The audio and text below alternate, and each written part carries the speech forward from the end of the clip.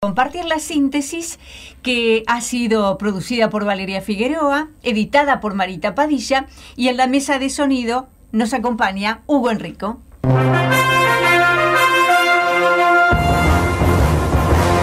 José Luis Espert llamó a no pagar los impuestos en la provincia de Buenos Aires, así lo manifestaba. El gobernador de la provincia ha generado un impuestazo fenomenal ahora y tampoco le alcanza, pero yo digo que es una especie de vampiro dentro de un banco de sangre con la plata, mastica plata. Yo le diría, y lo voy a decir ahora, sí, el aumento de patentes, el aumento del inmobiliario residencial y el aumento del inmobiliario rural, no hay que pagarlo, no hay que pagarlo, y eso no es rebelión fiscal al pedo, es rebelión fiscal con sentido común. Yo llamo a los bonaerenses a que no paguen el aumento impositivo. ¿Por qué?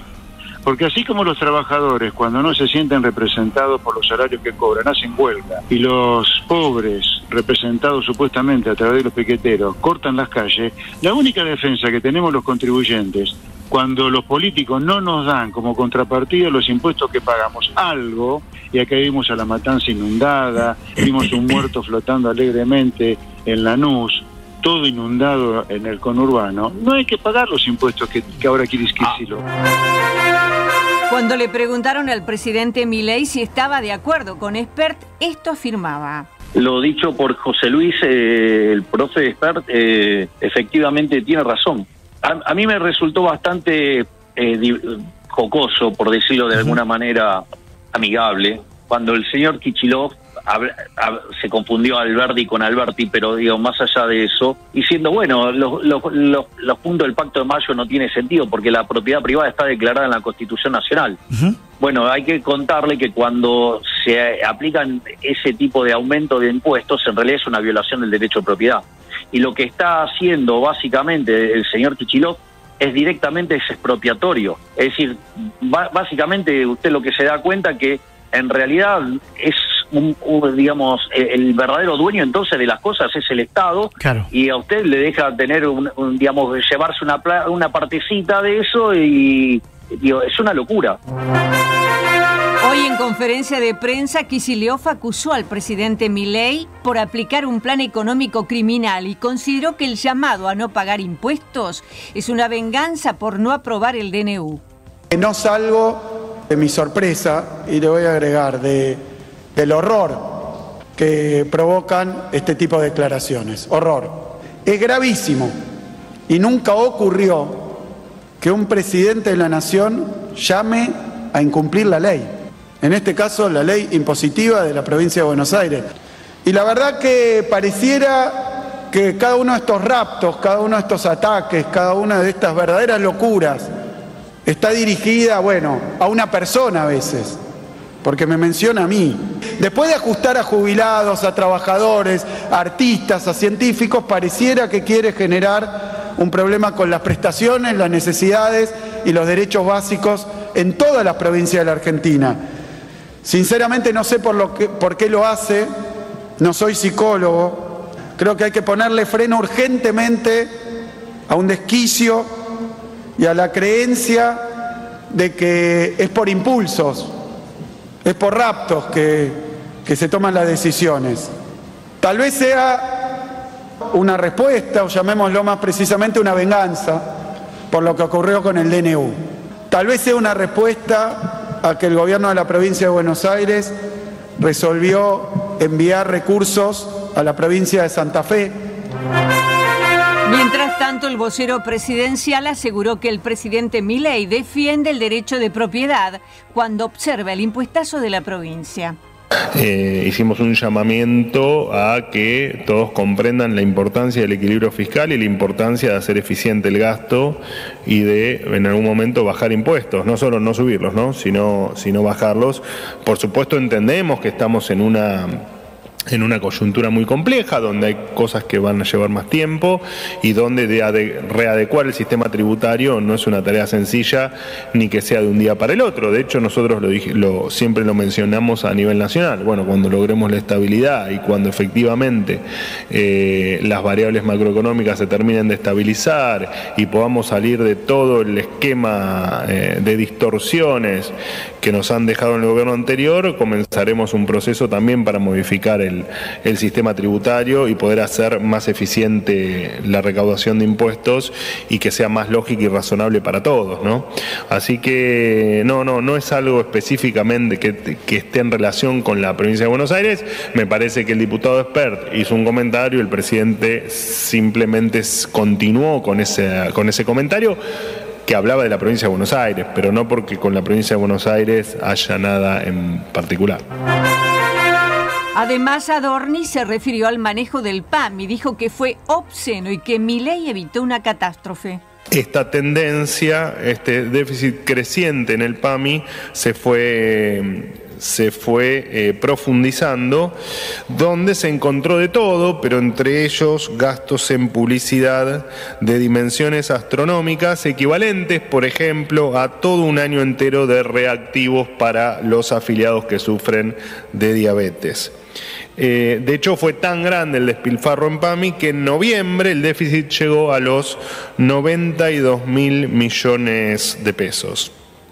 En este marco de la auditoría que les estoy comentando, se denunció venta de recetas truchas, así que en virtud de esto, con esta auditoría y habiendo hecho los recortes necesarios, se evitó, como les decía, la catástrofe también en el PAMI.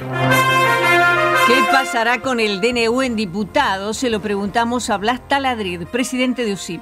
Me sorprende mucho lo que está sucediendo. Yo generalmente soy de las personas que fomentan el diálogo, que fomentan el encuentro, que no creen los extremos, y me parece que esto que se está jugando de alguna manera es esta política de extremos. Por el sí o por el no son extremos muy grandes.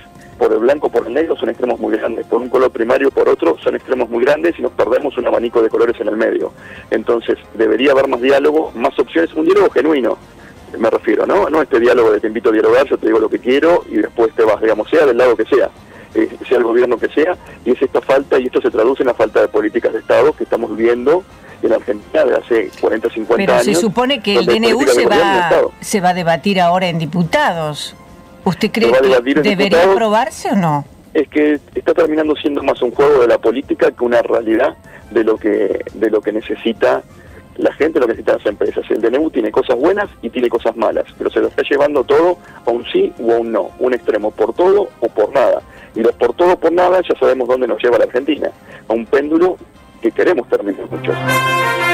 ¿Y si diputados no aprueba el DNU? Respondió Enrique Abati, especialista en derecho inmobiliario. Si no lo aprueban en diputados, que sería una catástrofe realmente, tenemos información que ya habría preparado un decreto específico, porque esto sería catastrófico para la sociedad, que recrearía la modificación del DNU 70 en la parte de las locaciones, en la parte de los alquileres. ¿Y cómo Eso sería? Es absolutamente necesario. ¿Y cómo sería?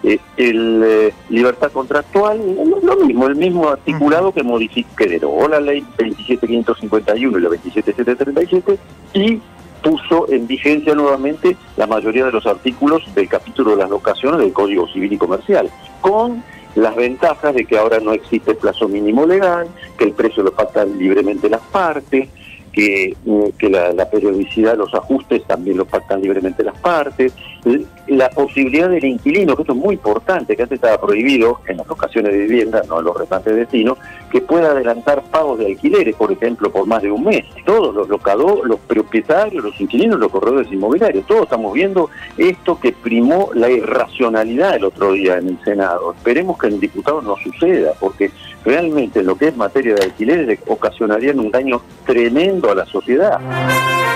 La reforma laboral y el DNU, otro capítulo que analizamos esta vez con Alejandro Lamacchia, presidente de la Asociación de Productores Porcinos de la provincia.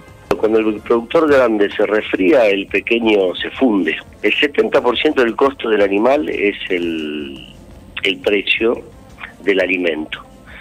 Entonces, el productor grande tiene la ventaja de poder cosechar y llenar sus silofes todo el año. Pero cuando ese productor grande está en una crisis, automáticamente el pequeño desaparece, que es más o menos lo que está pasando, lo que va a pasar ahora. Entonces acá hay que tomar tal vez o hablar o empezar a hablar fuerte de otras medidas, la reforma laboral, la baja de impuestos, eso es lo que a nosotros nos va a hacer más eficiente. Por eso cada vez hay menos productores, cada vez hay menos comercio. cada vez posiblemente más gente se quede sin trabajo. Menos productores, cada vez menos comercios, y habla también de la reforma laboral. Eso está en el DNU. ¿Usted cree que va a ser aprobado el DNU en diputados? Y ojalá, a ver, grandes problemas, grandes soluciones. Algo hay que hacer. O sea, si seguimos así, cuando uno recorre los comercios, los empleadores evitan tener empleados. Uh-huh. Porque es un problema. Bueno, los políticos son los que tienen que pensar en crear el escenario para que nosotros podamos desarrollar la industria de la mejor manera. ¿Cuánto cuesta realizar una rutina de análisis clínicos? Se lo preguntamos a Luis Mónaco, presidente de la Cámara Argentina de Laboratorios. Depende mucho, digamos, de cada laboratorio, porque, digamos, dentro de dentro de lo que es el total de los laboratorios puede haber una variación de precios bastante importante. ¿Por qué? Pero ponerle un análisis común de rutina, calculé que vas a tener 1.500 pesos por ítem que te pidan. Bien, pero ¿por qué cambia de un laboratorio a otro si los costos serían los mismos? No, tampoco son los mismos los costos dentro de los laboratorios. ¿Por? Digamos, el análisis clínico, como cualquier otro tipo de comercio, digamos, si vos haces 100 determinaciones por día, vas a conseguir unos costos. Si vos en vez de 100, haces 100.000 determinaciones por día, vas a conseguir costos que son totalmente distintos. ¿Y la calidad es la misma? Sí, la calidad es la misma, porque justamente el problema es otra de las cosas, y que nosotros, y ningún laboratorio de análisis clínico, quiere bajar la calidad. Claro, si baja la calidad, entonces, altera el resultado. Exactamente, altera el resultado, tal vez no lo altere, pero uno, digamos, el bioquímico, el profesional, pierde control del resultado ese. A las 11:59 fue la síntesis de las principales noticias de la mañana de LU6 Radio Atlántica. Entre el cielo y el mar, la radio es la energía que te alcanza. LU6 Atlántica, todo el día.